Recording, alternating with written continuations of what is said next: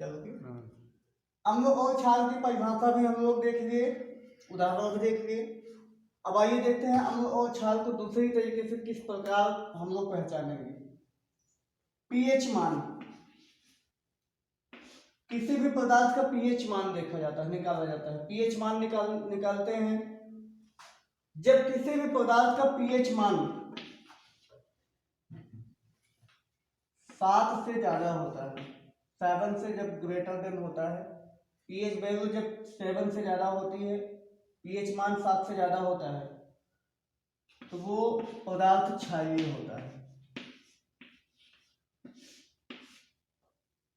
और इसके अलावा जब किसी पदार्थ का पीएच मान 7 से कम होता है तो वो पदार्थ अम्लीय होता है।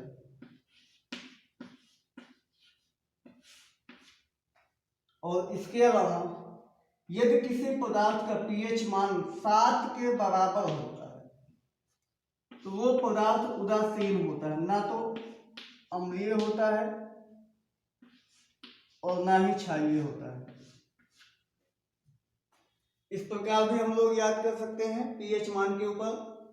यदि किसी पदार्थ का पीएच मान 7 से ज्यादा होता है तो वो पदार्थ क्षारीय होता है, और यदि किसी पदार्थ का पीएच मान 7 से कम होता है तो वो पदार्थ अम्लीय होता है, और यदि किसी भी पदार्थ का पीएच मान 7 के बराबर होता है तो वो पदार्थ ना तो अम्लीय होता है और ना ही क्षारीय होता है, बल्कि उदासीन होता है।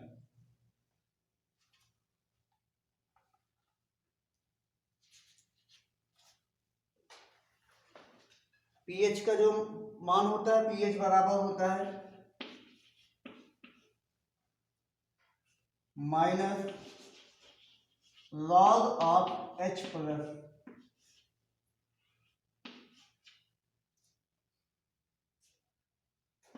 और 1 upon log of H plus. इस प्रकार हम लोग पीएच मान निकाल सकते हैं। ओपन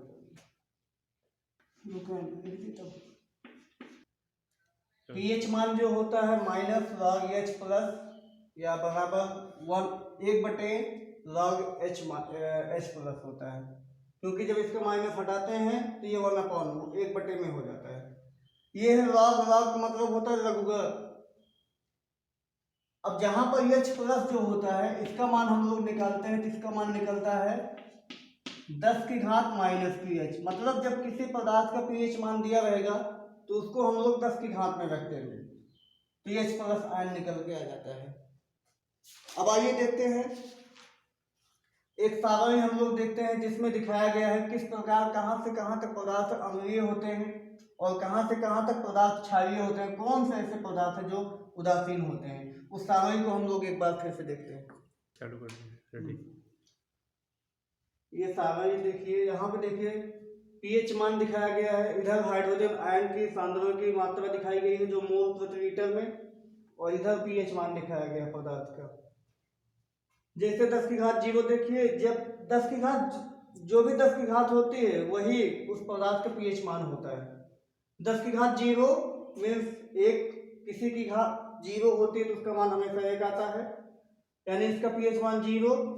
10 की घात -1 इसका पीएच मान 1, 10 की घात -2 इसका पीएच मान 2, 10 की घात -3 इसका पीएच मान 3, 10 की घात -4 इसका पीएच मान 4, 10 की घात -5 इसका पीएच मान 5, और 10 की घात -6 इसका पीएच मान 6।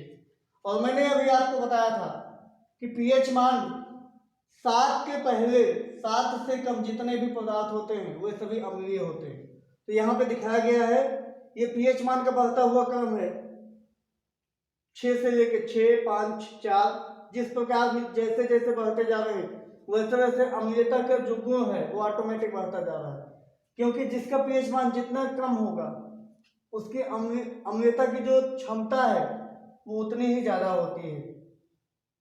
तो 0, 1, 2, 3, 4, 5 और 6, ये 6 तक पीएच मान वाले सभी पदार्थ अम्ल हैं।